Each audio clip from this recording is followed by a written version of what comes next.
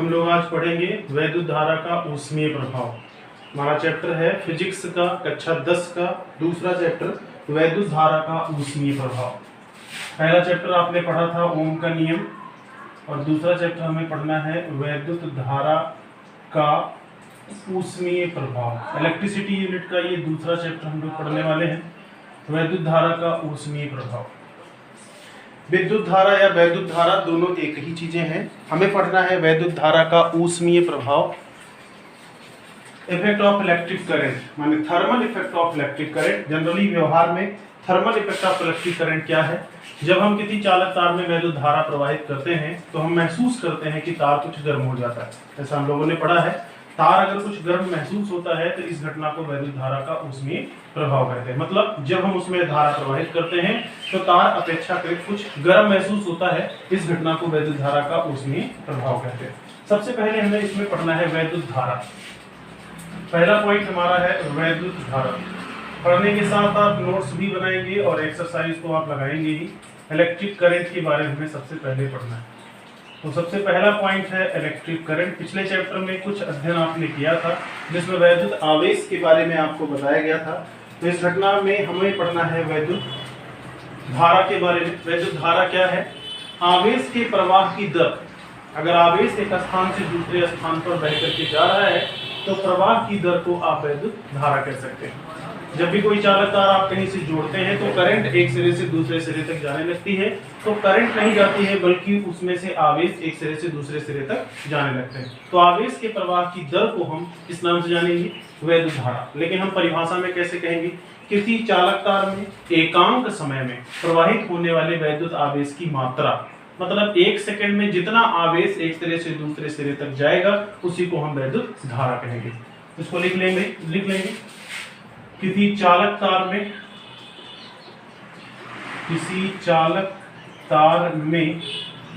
एक सेकंड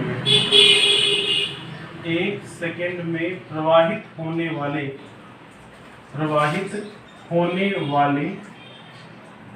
आवेश की मात्रा को किसी चालक तार में एक सेकंड में प्रवाहित होने वाले आवेश की मात्रा को वैद्युत धारा कहते हैं। तो डिफिनेशन क्लियर हो गई। आप अलग तरह से भी कह सकते हैं किसी चालक तार में एकांक समय में प्रवाहित होने वाला वैद्युत आवेश वैद्युत धारा कहलाता है, या आवेश के प्रवाह की दर को वैद्युत धारा कहते हैं। आप व्यवहारिक भाषा में कुछ भी कह सकते हैं। मान लीजिए, अब इसके लिए फार्मूला चाहिए। हम मान लेते हैं, माना कि किसी चालक तार में, सूत्र लिखेंगे, किसी चालक तार में t सेकंड में I एम्पियर की वैद्युत धारा प्रवाहित होती है। t सेकंड में q कूलाम का आवेश, t सेकंड में q कूलाम का आवेश प्रवाहित होता है। क्या क्या माने हैं? एक चालक तार है जिसमें कितने समय में? t सेकंड में q कूलाम का आवेश प्रवाहित होता है, तो प्रवाहित धारा क्या होगी? तो चालक तार में प्रवाहित वैद्युत धारा, चालक तार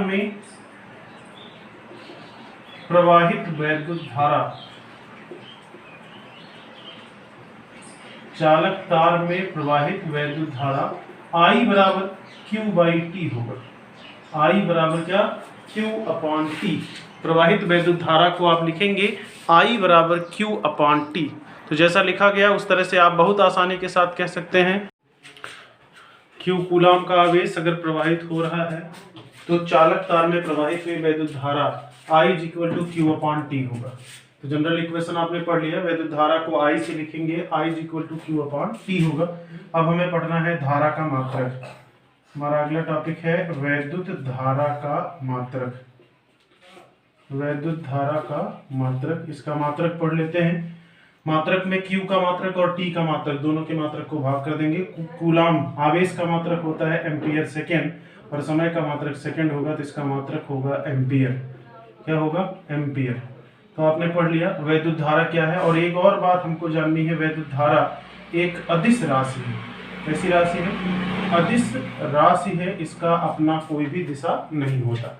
ये वैद्युत आवेश के प्रवाह की दिशा के विपरीत दिशा में प्रवाहित होता है। माने जिधर की तरफ इलेक्ट्रॉन प्रवाहित होंगे उसके विपरीत दिशा में वैद्युत धारा प्रवाहित होगी। तो आपने पढ़ लिया वैद्युत धारा के बारे में। अगला पॉइंट जो हमें पढ़ना है उसमें है वैद्युत ऊर्जा, या हम कह सकते हैं विद्युत ऊर्जा। हमारा अगला टॉपिक है विद्युत ऊर्जा, या इसी को हम कहेंगे किसी चालक तार में व्यय विद्युत ऊर्जा। किसी चालक तार में व्यय विद्युत ऊर्जा, चाहे विद्युत या वैद्युत ऊर्जा के लिए व्यंजक, ऊर्जा के लिए व्यंजक। तो पहले हम ये पढ़ते हैं व्यय विद्युत ऊर्जा क्या है या विद्युत ऊर्जा क्या है। सबसे पहला पॉइंट हमें यही पढ़ना है, व्यय विद्युत ऊर्जा क्या है।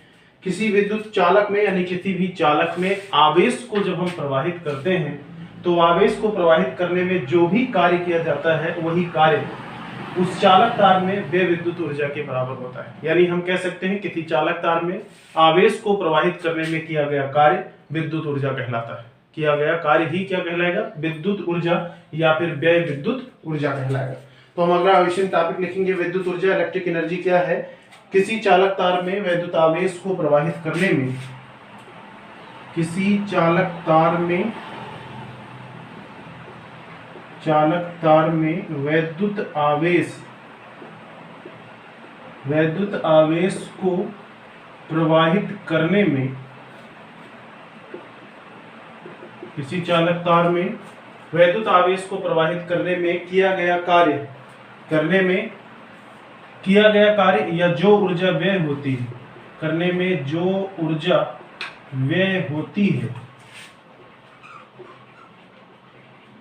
उसे विद्युत ऊर्जा कहते हैं। उसे क्या कहेंगे? विद्युत ऊर्जा कहते हैं। व्यय विद्युत ऊर्जा या विद्युत ऊर्जा कहेंगे। तो हमने पढ़ लिया व्यय विद्युत ऊर्जा या ऊर्जा क्या है। किसी चालक तार में वैद्युत आवेश को प्रवाहित करने में जितनी भी बिजली खर्च होगी या जो भी ऊर्जा या जो भी कार्य किया जाता है वो सभी कार्य बिजली के द्वारा किया जाता है। तो जो भी व्यय होता है उसी को विद्युत ऊर्जा या व्यय विद्युत ऊर्जा कहते हैं। तो हमें पढ़ना है व्यय विद्युत ऊर्जा के लिए व्यंजक। माना कि किसी चालक तार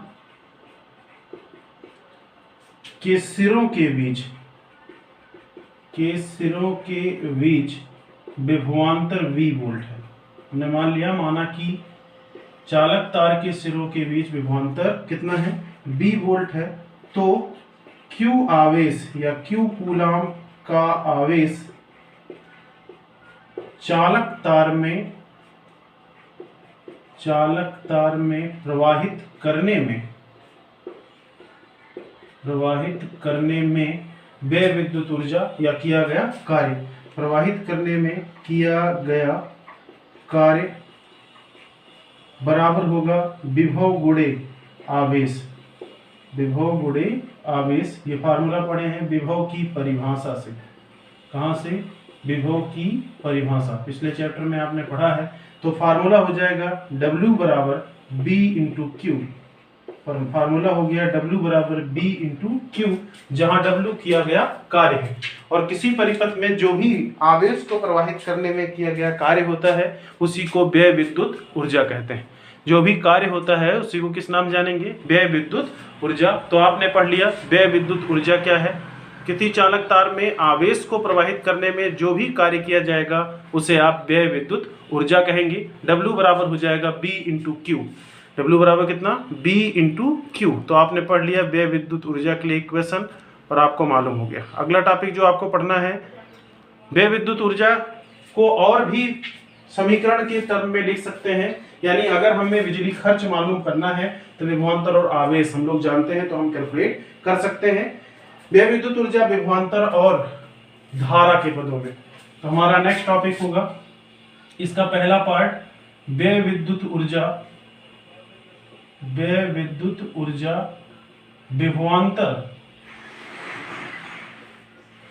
विभवांतर एवं धारा के पदों में।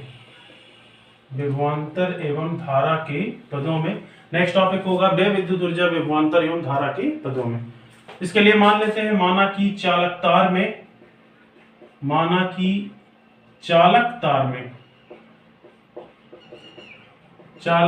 में आई एम्पियर की धारा t सेकेंड में प्रवाहित होती। आई एम्पियर की धारा कितने समय में? t सेकेंड में प्रवाहित होती है। तो उतने ही समय में चालक में प्रवाहित आवेश हम कैलकुलेट कर सकते हैं। चालक में प्रवाहित आवेश Q बराबर कितना होगा? I into T.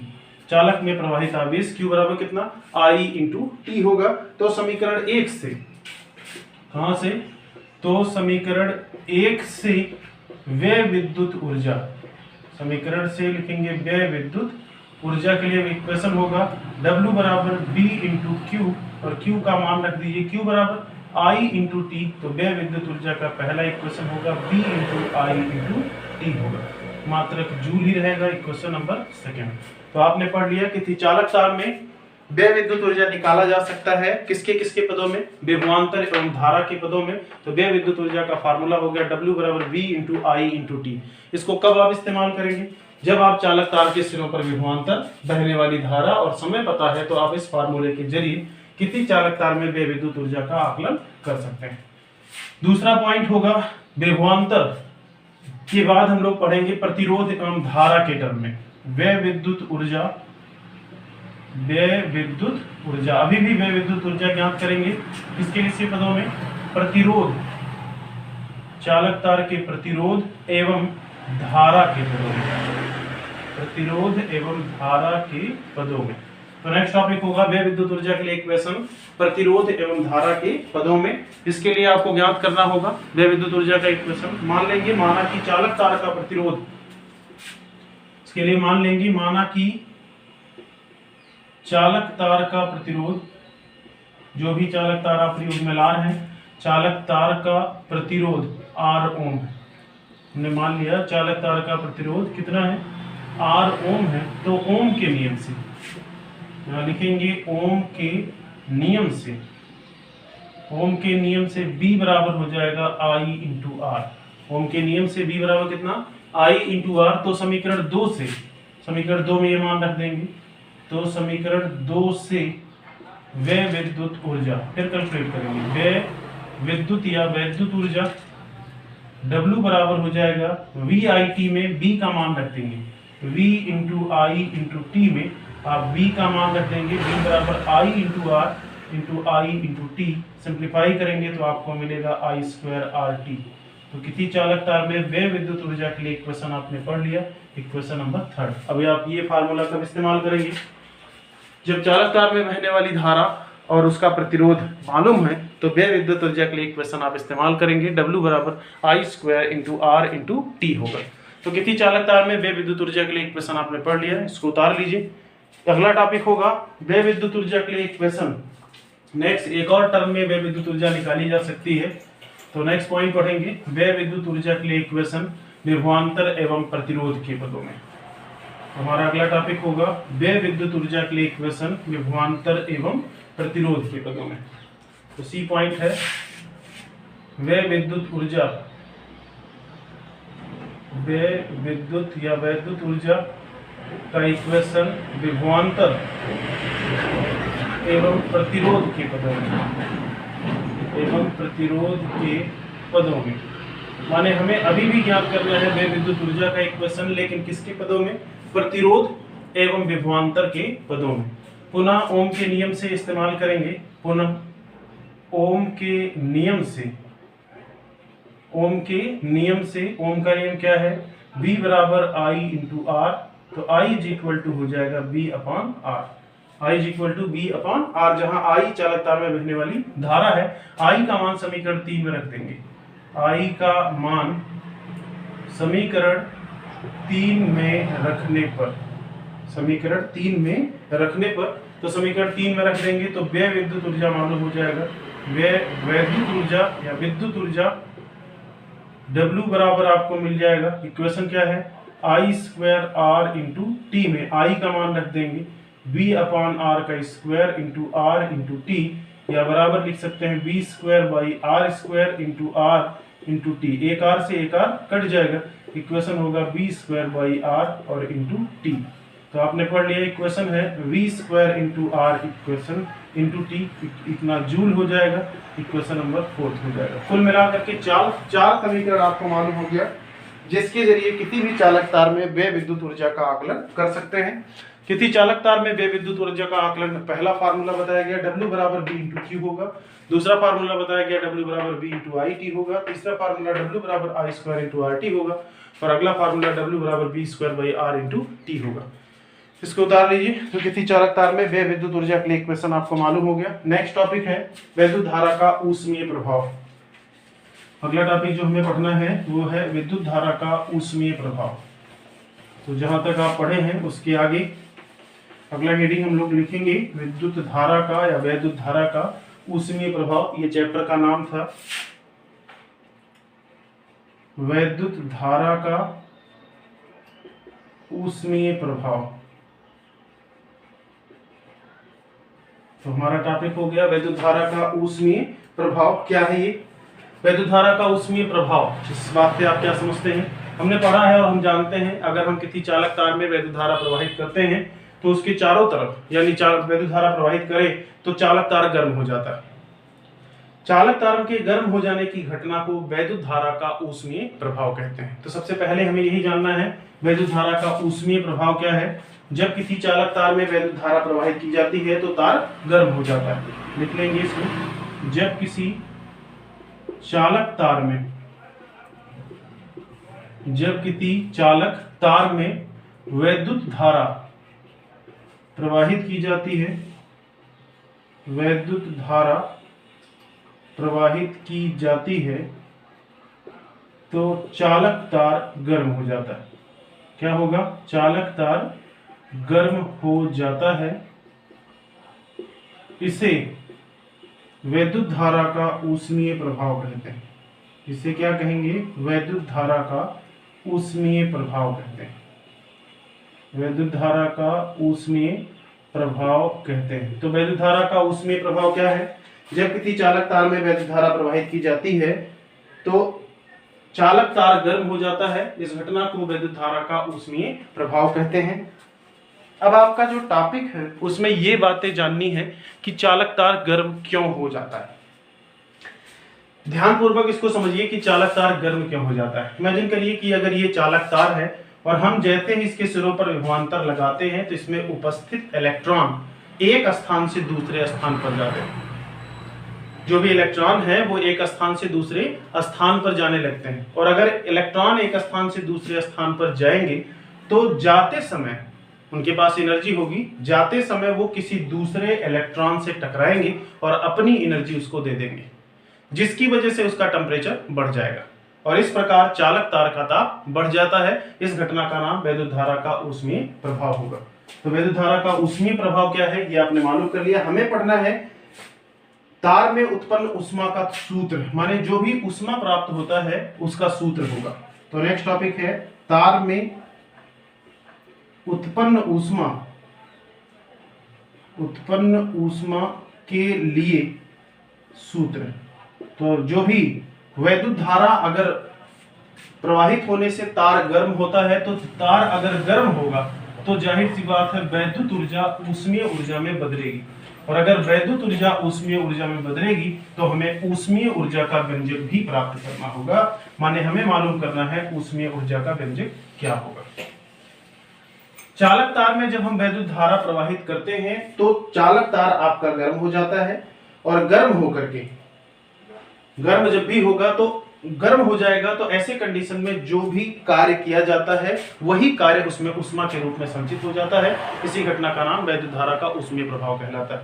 अब हमें पढ़ना है तार में उत्पन्न ऊष्मा के लिए व्यंजक। हम मान लेते हैं, माना कि हमारे पास एक कोई तार है जिसका प्रतिरोध R ओम है। हमने मान लिया, माना कि एक कोई तार है, माना कि चालक तार का प्रतिरोध R ओम, प्रतिरोध R ओम है। इसमें I एम्पियर की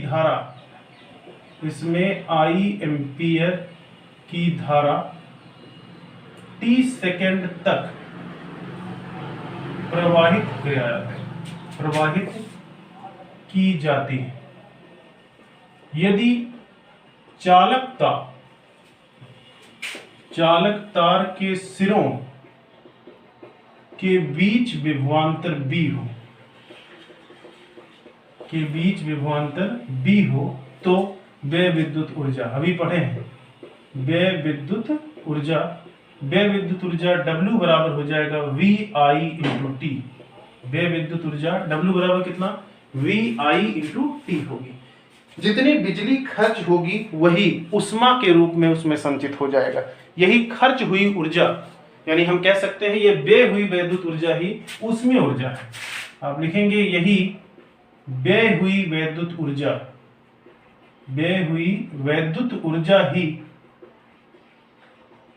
ही कौन सी ऊर्जा है, ऊष्मीय ऊर्जा होगी।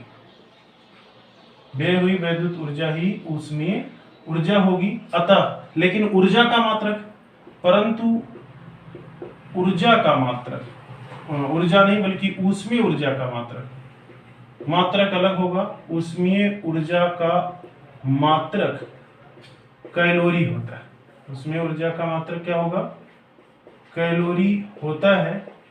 अतः 1 कैलोरी बराबर 4.18 जूल, ये पढ़े हैं आप। 1 कैलोरी बराबर 4.18 जूल, या इसी चीज को आप लिख सकते हैं। अतः तार में उत्पन्न ऊष्मीय ऊर्जा या ऊष्मीय ऊर्जा H बराबर हो जाएगा W डिवाइड बाई 4.2, इसी को 4.2 जूल भी लिखेंगे और ये बदल जाएगा कैलोरी। इसका मतलब जो W था, माने जो वर्क था वही ऊष्मीय ऊर्जा है, लेकिन मात्रक चेंज होने के लिए आपको कैलोरी में बदलना होगा। W का मान रखने पर ऊर्जा के लिए इक्वेशन, ऊष्मीय ऊर्जा क्या होगा, ऊष्मीय ऊर्जा H बराबर होगा V into I into T divide by 4.2। तो आपने इक्वेशन पढ़ लिया और इसका मात्रक जूल नहीं बल्कि क्या होगा, कैलोरी। इसके और भी मान आपने पढ़े हैं, W का और भी फार्मूला बताया गया, परंतु W बराबर आपने और भी फार्मूला पढ़ा, परंतु व्यय विद्युत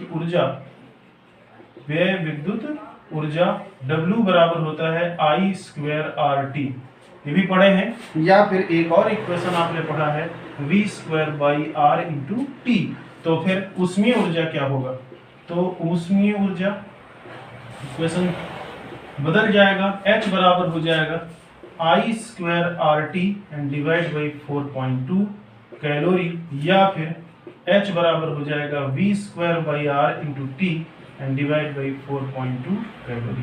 तो ये सभी फार्मूले हैं ऊष्मीय ऊर्जा की, इनमें से जो आवश्यकता रहेगी उसका इस्तेमाल कर लेंगे। इसका मतलब ये है व्यय विद्युत ऊर्जा ही ऊष्मीय ऊर्जा है, माने किसी चालक तार में जितनी ऊर्जा खर्च होती है वही व्यय विद्युत ऊर्जा, वही चीज आपकी क्या कहलाएगी, ऊष्मीय ऊर्जा होगी। बस अंतर केवल ये है, कार्य का मात्रक जूल होगा और ऊर्जा, ऊष्मीय ऊर्जा का मात्रक क्या लिखेंगे, कैलोरी, इसलिए 4.2 से डिवाइड कर देंगे। तो आपने पढ़ लिया वैद्युत धारा का ऊष्मीय प्रभाव, और वैद्युत धारा के ऊष्मीय प्रभाव में आपने पढ़ लिया वैद्युत धारा के ऊष्मीय प्रभाव पे आधारित टॉपिक में तार में उत्पन्न हुई ऊष्मा का सूत्र। नेक्स्ट पॉइंट हमें पढ़ना है शक्ति या सामर्थ्य। किसी वैद्युत परिपथ में शक्ति या सामर्थ्य, ये पूरा चैप्टर वैद्युत धारा का ऊष्मीय प्रभाव इसी नाम से जाना जाता है।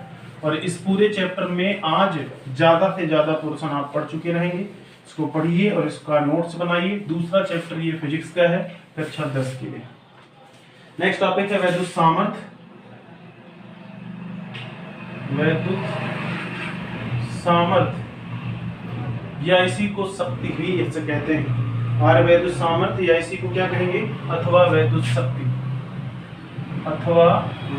शक्ति, इलेक्ट्रिक पावर, वैद्युत शक्ति या सामर्थ्य।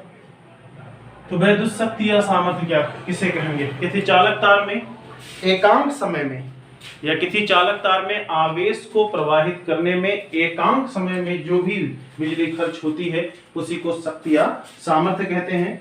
किसी वैद्युत परिपथ में वैद्युत ऊर्जा के व्यय होने की दर, यानी एकांक समय में जितनी भी बिजली खर्च होती है किसी वैद्युत परिपथ में एकांक समय में जितनी भी बिजली खर्च होती है उसी को शक्ति या सामर्थ्य कहते हैं। यानी हम कह सकते हैं व्यय विद्युत ऊर्जा की दर शक्ति या सामर्थ्य कहलाती है। तो किसी वैद्युत परिपथ में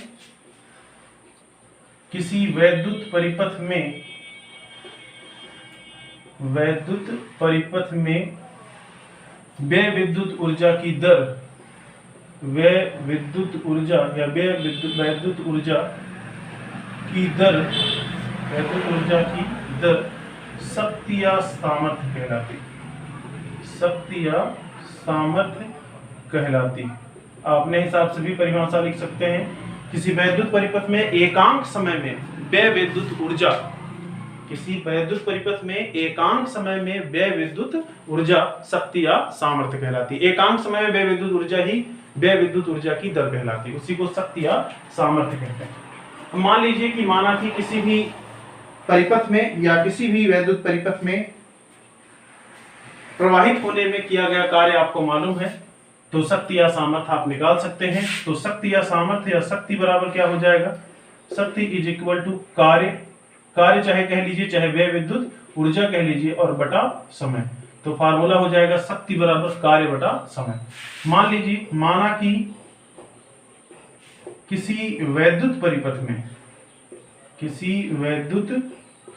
में t सेकंड में आवेश को प्रवाहित करने में W जूल कार्य करना पड़ता है। W जूल कार्य जो करेंगे वही विद्युत ऊर्जा है। W जूल ऊर्जा व्यय होती है, ऐसे कह लीजिए W जूल ऊर्जा व्यय होती है। तो परिपथ का वैद्युत परिपथ की शक्ति के लिए इक्वेशन क्या होगा, P बराबर W/T। तो ये जनरल फार्मूला हो जाएगा। शक्ति P बराबर होगा W/T, जहां W क्या है व्यय विद्युत ऊर्जा और T क्या है समय। इसका मात्रक भी पढ़ लेते हैं। शक्ति या सामर्थ्य का मात्रक, इसके मात्रकों के बारे में पढ़ लेते हैं। W कार्य है, कार्य का मात्रक होगा जूल और प्रति समय का मात्रक होता है सेकंड, तो इसका मात्रक होगा जूल प्रति सेकंड। मात्रक क्या होगा, जूल प्रति सेकंड, या दूसरा मात्रक होता है वाट। शॉर्ट टर्म में कैपिटल W से लिखा जाता है, दूसरा मात्रक होता है वाट। तो दो मात्रक पढ़ लिया आपने, जूल प्रति सेकंड या फिर वाट। शक्ति या सामर्थ्य के बड़े मात्रक के भी बारे में पढ़ लेते हैं। ये तो छोटे मात्रक हैं, अपेक्षाकृत ये छोटे मात्रक हैं। तो शक्ति के या सामर्थ्य के बड़े मात्रक, शक्ति के बड़े मात्रक भी पढ़ लेते हैं। इसके बड़े मात्रकों में पहला मात्रक है जो हम लोग पढ़ेंगे किलोवाट। पहला मात्रक क्या है, किलोवाट, KW। 1 किलोवाट बराबर 1000 वाट, इसको याद रखेंगे। दूसरा होगा मेगावाट, MW 10⁻6 वाट। और तीसरा है गीगावाट, 10⁻9 वाट। और अंतिम मात्रक है हॉर्स पावर। एक हॉर्स पावर बराबर 746 वाट। तो कुल मिलाकर के इसके और 4 मात्रक हैं जो बड़े मात्रकों के रूप में यूज किए जाएंगे, किलोवाट, मेगावाट, गीगावाट और अंतिम हॉर्स पावर। एक हॉर्स पावर बराबर 746 वाट होगा। शक्ति या सामर्थ्य के और भी फार्मूले हो सकते हैं, क्योंकि व्यय विद्युत ऊर्जा के अनेक फार्मूले आपके यहाँ दिए गए हैं। तो हम शक्ति या सामर्थ्य के अन्य फार्मूले भी पढ़ेंगे। माना कि इसमें आगे पढ़ेंगे शक्ति या सामर्थ्य के और भी फार्मूले। अगर हम मान लें चालक तार का प्रतिरोध R ओम है, तो ओम के नियम से हम व्यय विद्युत ऊर्जा का इक्वेशन चेंज कर सकते हैं।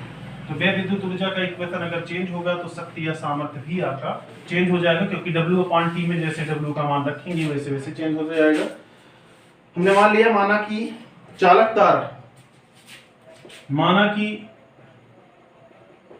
चालक तार के सिरों पर विभवांतर B वोल्ट है। सिरों पर विभवांतर B वोल्ट है। कितना है, B वोल्ट।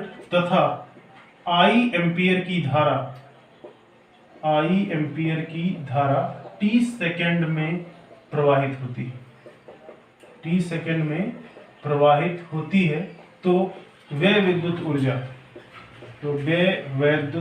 ऊर्जा W बराबर हो जाएगा VIT। अभी पढ़े हैं आप W बराबर BIT।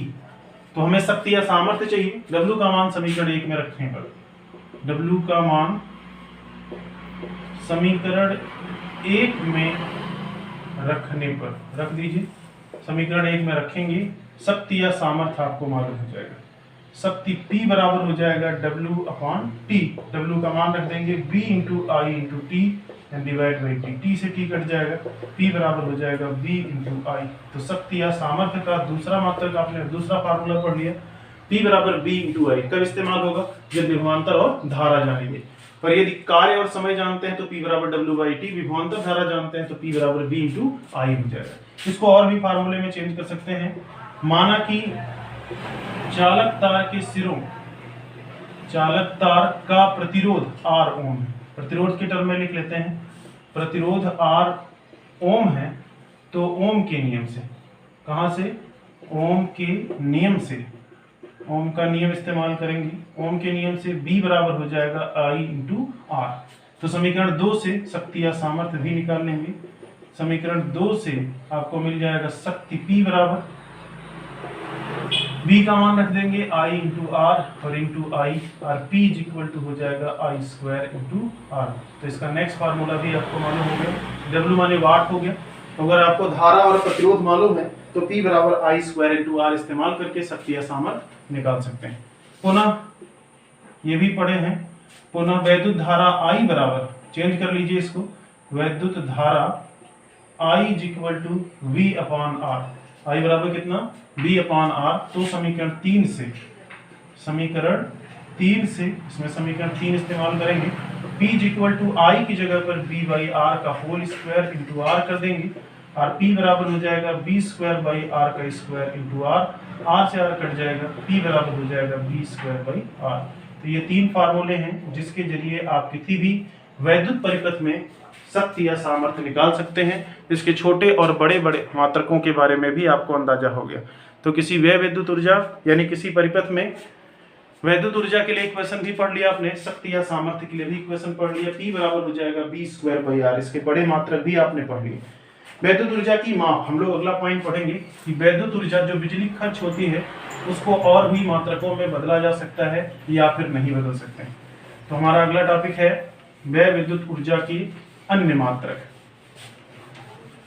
व्यय विद्युत ऊर्जा के अन्य मात्रक, या हम कह लें वैद्युत ऊर्जा की माप। वैद्युत ऊर्जा की माप, वैद्युत ऊर्जा की माप के लिए हमें एक मात्रक बताया गया जिसको हम लोग जूल पढ़ते हैं। क्या पढ़ते हैं? जूल। वैद्युत ऊर्जा की माप का एक छोटा मात्रक जूल है। यहां लिखेंगे वैद्युत ऊर्जा, वैद्युत ऊर्जा की माप का एक छोटा मात्रक, एक छोटा मात्रक जूल है। J से लिखा जाता है, परंतु व्यापारिक रूप में, परंतु व्यापारिक रूप में तथा मकानों में व्यय हुई विद्युत ऊर्जा से, मकानों में व्यय हुई विद्युत ऊर्जा, व्यय हुई वैद्युत ऊर्जा के मूल्यों, ऊर्जा के मूल्यों का निर्धारण करने के लिए, निर्धारण करने के लिए एक अन्य मात्रक निर्धारित किया गया। एक अन्य मात्रक निर्धारित किया गया, मतलब अगर हम व्यापारिक रूप में यूज करते हैं तो मात्रक जूल नहीं लिखेंगे। निर्धारित किया गया, क्या है उसका नाम? निर्धारित किया गया जिसे किलोवाट घंटा पढ़ा जाता है, जिसे किलोवाट घंटा, शॉर्ट टर्म में KWH, किलोवाट घंटा, या R, या इसी को board of trade unit, board of trade unit BTU, kilowatt घंटा या फिर बोर्ड ऑफ ट्रेड यूनिट कहा जाता है, बोर्ड ऑफ ट्रेड यूनिट कहा जाता है। इसका मतलब यह है वे विद्युत ऊर्जा का अन्य मात्रक आप जानते हैं, ये छोटा मात्रक था जूल, इसका बड़ा मात्रक क्या होगा, किलोवाट घंटा, या फिर इसी को बोर्ड ऑफ ट्रेड यूनिट कहेंगे, BTU, जिसे शॉर्ट टर्म में यूनिट कहा जाता है, जिसे शॉर्ट टर्म में माने संक्षिप्त रूप में, जिसे संक्षिप्त रूप में क्या कहेंगे, यूनिट, संक्षिप्त रूप में यूनिट कहा जाता है। तो जानते रहिए, अन्य मात्रक यानी व्यापारिक रूप में अगर बिजली को कहीं बेचना है, खरीदना है, या घर में जो बिजली खर्च होती है उसका व्यय निकालना है पैसों में, तो सबसे पहले हम उसको बदलेंगे किलोवाट घंटे में या BTU में। उसको शॉर्ट टर्म में BTU यानी बोर्ड ऑफ ट्रेड यूनिट कहेंगे, या फिर उसको यूनिट कहा जाता है। इसके अन्य मात्रक में आपने जान लिया, इसका अन्य मात्रक है किलोवाट घंटा, या इसी को एक यूनिट भी कहेंगे। इसी को क्या कहेंगे, एक यूनिट। एक यूनिट बराबर 1 किलोवाट घंटा, और इसी को लिख सकते हैं 1 यूनिट बराबर हो जाएगा 1 किलोवाट घंटा। हम मालूम करना चाहेंगे अब कि 1 यूनिट में कितना जूल बिजली खर्च होती है। तो यूनिट यानी किलोवाट घंटे को यूनिट में बदलेंगे, तो 1 यूनिट या 1 किलोवाट घंटे में कितनी बिजली खर्च करेंगे उसके बारे में भी हम मालूम करते हैं। 1 यूनिट बराबर होता है 1 किलोवाट घंटा, बराबर होगा 1 किलोवाट और गुणे 1 घंटे, 1 किलोवाट गुणे 1 घंटे, या बराबर 1 किलोवाट बराबर 1000 वाट, 1000 वाट, और 1 घंटे माने 3600 सेकंड। ध्यान दीजिए, आप इसको इस तरह भी लिख सकते हैं, 1000 वाट को लिख सकते हैं जूल प्रति सेकंड, और 3600 सेकंड, सेकंड से सेकंड कट जाएगा, बराबर होगा 36 गुणे 10 की घाते 2 गुणे 10 की घाते 3, और बदल गए जूल में, या इसी को 3.6 गुणे 10 की घाते 6 जूल कहेंगे। यानी कुल मिलाकर 1 यूनिट में कितना जूल है ये भी आपको मालूम हो गया। 1 यूनिट 1 किलोवाट घंटे के बराबर होगा, और इसको जूल में अगर बदलते हैं तो बराबर होगा 3.6 गुणे 10 की घाते 6 जूल। तो आपने मालूम कर लिया बोर्ड ट्रेड ऑफ यूनिट, इसका एक अन्य मात्रक है जिसके बारे में आपने मालूम किया। 3.6 × 10⁻⁶ होगा इसका दूसरा मात्रक। इसका एक छोटा मात्रक भी है, उसको भी जान लीजिए। व्यय विद्युत ऊर्जा का एक छोटा मात्रक इलेक्ट्रॉन वोल्ट होता है। ये तो बड़ा मात्रक था बोर्ड ट्रेड ऑफ यूनिट यानी यूनिट, इसका एक बड़ा मात्रक है। हमें पढ़ना है व्यय विद्युत ऊर्जा का छोटा मात्रक, इसका एक छोटा मात्रक भी हमें जानना है। व्यय विद्युत ऊर्जा या वैद्युत ऊर्जा, व्यय विद्युत ऊर्जा का एक छोटा मात्रक, जूल से भी छोटा मात्रक इलेक्ट्रॉन वोल्ट होता है। इलेक्ट्रॉन वोल्ट शॉर्ट टर्म में EV कहा जाता है। इलेक्ट्रॉन वोल्ट होता है, तो एक इलेक्ट्रॉन वोल्ट में कितना वोल्ट होता है ये भी जान लीजिए। अतः एक इलेक्ट्रॉन वोल्ट बराबर 1.6 × 10⁻⁹ जूल। अगर देखें इलेक्ट्रॉन को हटा देंगे तो इलेक्ट्रॉन हटेगा 1.6 × 10⁻⁹ हो जाएगा। एक इलेक्ट्रॉन वोल्ट भी इसका मात्रक है। एक इलेक्ट्रॉन वोल्ट बराबर 1.6 × 10⁻⁹ जूल। अब अगर घरों में व्यय विद्युत ऊर्जा का आकलन करना है, माने व्यापारिक रूप में व्यय विद्युत ऊर्जा का आकलन, व्यापारिक रूप में व्यय विद्युत ऊर्जा का आकलन यूनिट में कैसे करेंगे? का आकलन यूनिट में, किसमें? इसका आकलन किसमें करेंगे? यूनिट में। एक यूनिट कैसे निकालेंगे कि बिजली आपने कितना खर्च किया है, कई यूनिट बिजली आप खर्च किए हैं, उसको व्यापारिक रूप में कैसे करेंगे? फार्मूला होता है, उसको नोट कर लीजिए। यूनिटों की संख्या, ये सीधे फार्मूला है जिसमें आप बिजली खर्च यूनिटों की संख्या निकाल सकते हैं। यूनिटों की संख्या बराबर हो जाएगा वाट गुणे घंटा गुणे दिन और बटा 1000। इस फार्मूले के जरिए आप ये मालूम कर सकते हैं कई यूनिट बिजली आपने घर में खर्च किया। एग्जाम्पल जैसे आप तुरंत समझ लीजिए, आपके पास 100 वाट का एक बल्ब है, चाहे हम कह लें 1000 वाट का एक प्रेस है। प्रेस हमारे पास एक है जिसकी क्षमता 1000 वाट है। कितनी है? 1000 वाट का एक प्रेस है। प्रतिदिन 6 घंटे प्रयोग में लाया जाता है। कै घंटे? 6 घंटे। प्रतिदिन 6 घंटे प्रयोग में लाया जाता है। दिनों की संख्या 30 दिन माने 1 महीने। आप पता करिए 1 महीने में कितनी बिजली खर्च होगी। एक महीने दिनों की संख्या 30 दिन में व्यय विद्युत ऊर्जा, यही कैलकुलेट करना है कितनी बिजली खर्च करेंगे। व्यय विद्युत ऊर्जा तो यूनिट में कैसे निकालेंगे, यूनिटों की संख्या सूत्र इस्तेमाल करेंगे, बराबर होगा वाट गुणे घंटे और गुणे दिन और बटा 1000। ध्यान दीजिए कितना वाट है, 1000 वाट, तो 1000 पूरा लिख देंगे और गुणे कै घंटा, 6 घंटा प्रयोग में लाया जाता है और दिन 30 दिन के लिए प्रयोग में लाया गया और बटा 1000। 1000 खत्म हो जाएगा, 6 त्रिक 18, 180 यूनिट बिजली खर्च होगी। कितनी, कै दिन में, 1 महीने में 180 यूनिट बिजली खर्च करेगा। कौन, केवल प्रेस। अब मान लीजिए कि अगर 10 रुपया प्रति यूनिट की दर से खर्चा लगता है, 1 यूनिट बिजली खर्च करते हैं, किराया आपको 10 रुपया देना है, तो 10 से गुणा करा दीजिए, 1 महीने में 1800 रुपया आपको बिजली का बिल जमा करना है केवल प्रेस चलाने का, जबकि आप कई घंटा चला रहे हैं, 6 घंटे। तो आपने पढ़ लिया व्यय विद्युत ऊर्जा का आकलन आप बहुत आसानी के साथ कर सकते हैं। इसी पर आपको एग्जाम्पल्स अगले दिन बताए जाने हैं।